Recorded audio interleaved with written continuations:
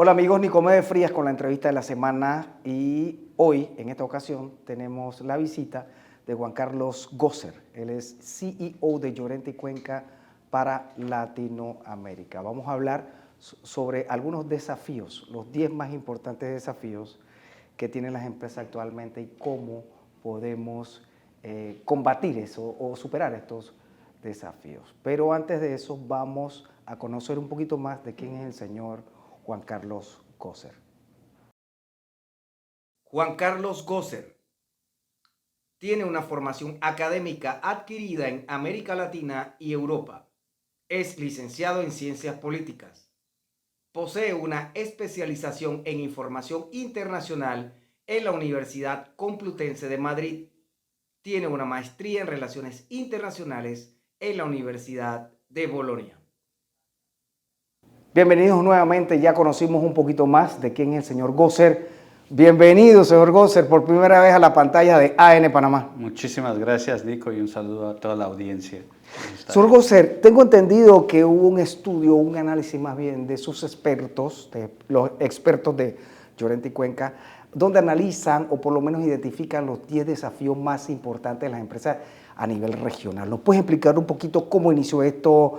¿Cuál es el rango? ¿Qué alcanza? ¿Cuál es su intención? Por supuesto. Sabes que la pandemia nos dejó muchos aprendizajes, muchas enseñanzas, sobre todo en el ámbito de la comunicación y en el posicionamiento, ¿no? Entonces, a partir de esa, digamos, post-pandemia, quisimos hacer un análisis de las conversaciones, sobre todo a nivel de públicos, cuáles eran sus expectativas sobre cómo comunican las compañías y sobre qué deberían preocuparse, ¿no? Entonces estos 10 desafíos, como tú bien los defines, son lo que marcan lo que nosotros hemos llamado las nuevas reglas para unos nuevos tiempos, que son estos tiempos de pospandemia, ¿no? A ver, ¿qué ha descubierto? Por lo menos el primer desafío, tal vez el más difícil en su consideración, ¿cuál sería? Pues yo, fíjate, diría que es el primer desafío, ¿no? Okay. Que es cómo podemos enfrentar a situaciones, a comunicar en contextos complejos, ¿no? Son contextos complejos en los que ha cambiado un poquito las reglas del juego y las expectativas que nosotros tenemos sobre las empresas. Digo, nosotros como consumidores, como usuarios, como stakeholders, que llamamos nosotros en nuestro negocio, ¿no? O sea, ¿qué esperamos de las compañías? Que ellas nos entiendan.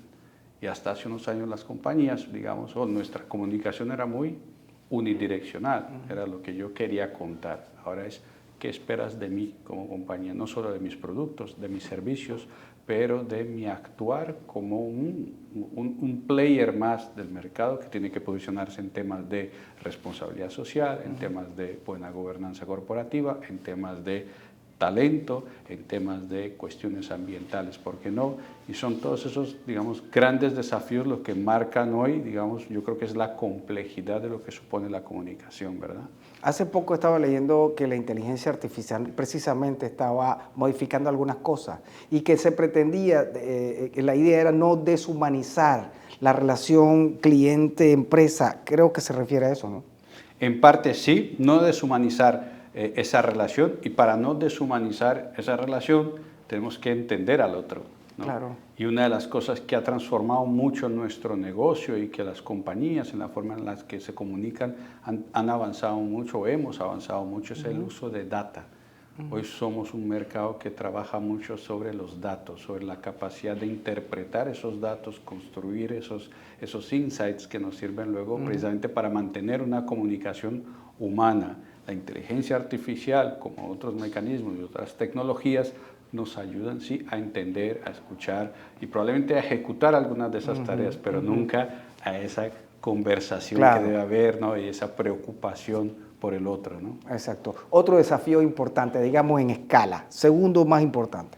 Yo creo que hoy por hoy hablamos mucho de la cuestión de cómo cultivamos y retenemos el talento. Es otro elemento clave. No olvidar que los colaboradores no dejan de ser un stakeholder de las compañías, y nosotros no solo comunicamos hacia afuera, comunicamos hacia adentro con coherencia, ¿no? La pandemia, yo creo que a todos nosotros cambió nuestro orden de prioridades, ¿no? O sea, nosotros queremos un equilibrio mayor entre nuestra vida personal, nuestra vida profesional, queremos un modelo híbrido o no híbrido, o remoto o presencial. Cómo se redefine esa cultura del trabajo y cómo se comunica internamente y cómo nosotros a nuestros colaboradores ofrecemos un proyecto de propósito también.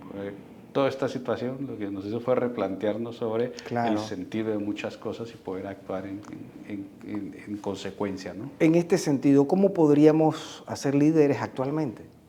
Bueno, esa es una muy buena pregunta porque la comunicación es de personas.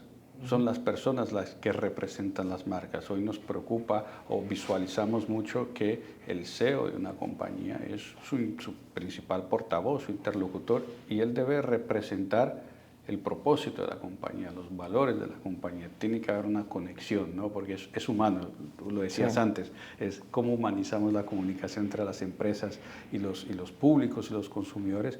Pues el líder es una figura de eso, pues hay que trabajarlo, tiene que construirse, ¿no? Con entrenamiento, con la definición de cuál es su rol dentro de ese ecosistema de comunicación que se construye, ¿no? Ok, bien. Y el talento se necesita, y ¿cuál es el talento que se necesita, digamos, y la fidelización que debe tener a la marca y a la empresa? Bueno, eso es una muy buena pregunta porque o sea, yo creo que ahí hablamos siempre en dos niveles, ¿no? O sea, el talento que se necesita, necesitamos un talento mucho más, primero, que esté alineado, digo alineado es identificado con los valores de la compañía y viceversa, y la compañía, las marcas, las empresas deben hacer un trabajo para atender a esas expectativas también de este talento, ¿no? O sea, nosotros tenemos que ir por un propósito común.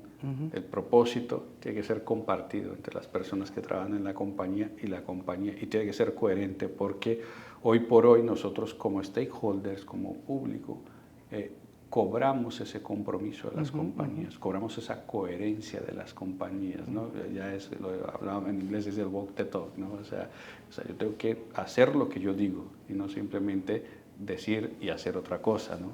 Es correcto. ¿Qué otros desafíos has encontrado, por lo menos en este estudio? Bueno, la verdad es que tenemos, o sea, hay otro desafío que nos pareció muy interesante, que lo vimos mucho en la conversación, vivimos hoy en un entorno también de una mayor regulación, digamos, ¿no?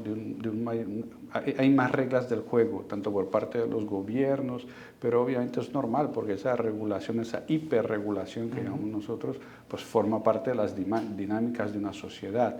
Cómo las compañías se mueven en medio de esta hiperregularización. O sea, hay que escuchar a la sociedad, hay que crear alianzas también con otros actores sociales. Entonces la comunicación ya no es el ejercicio solitario en la que yo cuento mi propuesta de valor, es donde yo identifico causas, propósitos comunes y busco en la sociedad otras players, otros actores, otras asociaciones, otras compañías que comparten conmigo esa propuesta de valor, ¿no?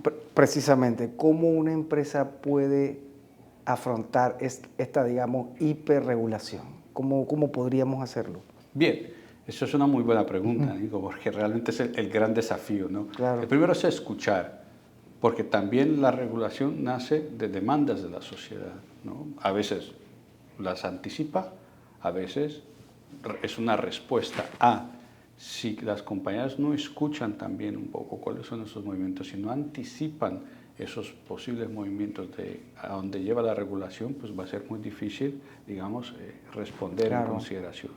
Luego hay una cosa que en la comunicación se llama mucho de activismo corporativo, ¿no? O sea, el activismo corporativo era lo que yo decía antes, necesitamos identificar esos propósitos, esas causas sobre las que nosotros podamos ser un player de movilización, de juntar fuerzas, de usar nuestra capacidad para identificar, digamos, personas, entidades, empresas que son afines a una causa común y sobre eso trabajar juntos. Está mucho más ese llamamiento de no lo hagas solo, hazlo siempre con otras personas. Ahí es donde vienen las alianzas. Alianzas, efectivamente. Contratos con el gobierno, convenios con el gobierno y la ONG, supongo, ¿no? Sí, porque vamos a un mundo de consensos también. Claro. Buscamos siempre ese consenso, ¿no? La comunicación es la búsqueda del consenso. Y yo me imagino que el tema ambiental es muy importante para todos y además nos beneficia a todos, ¿no? Esencial. Bien. ¿Nos podría dar por lo menos algunas recomendaciones ante estos desafíos?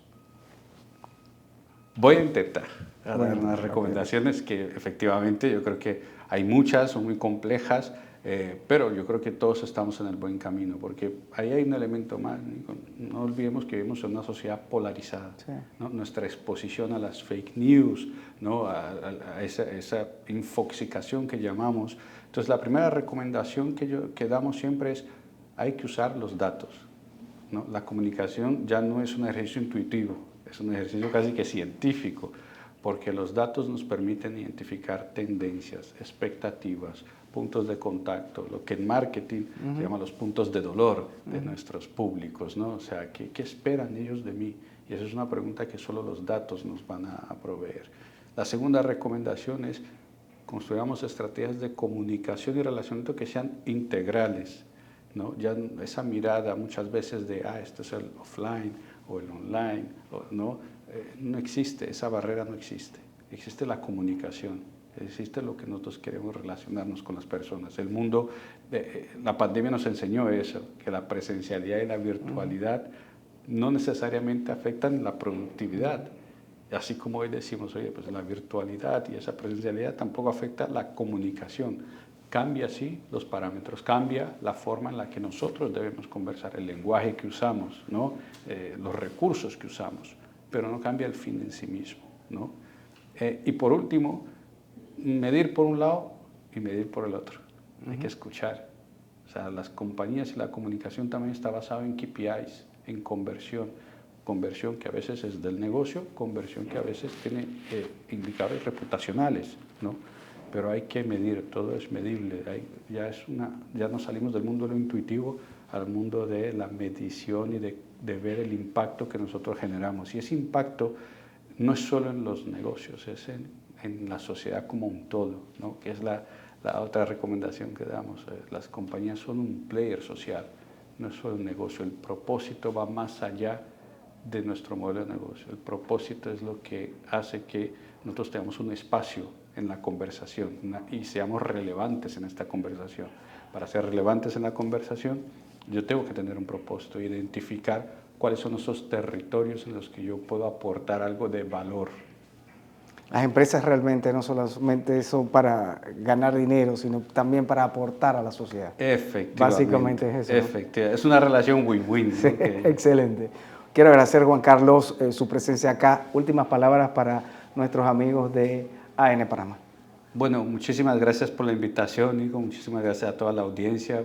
Darte la enhorabuena por tu programa, pues y a la orden. Y gracias a profesionales como ustedes, es que la comunicación que la hacemos entre todos, pues la podemos hacer mejor y aportar más a las empresas. Muchas gracias.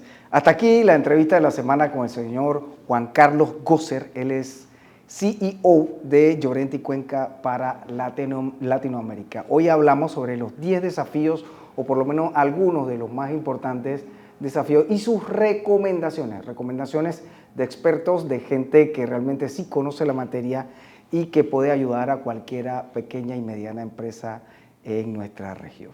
Nicomedes Frías, hasta la próxima semana.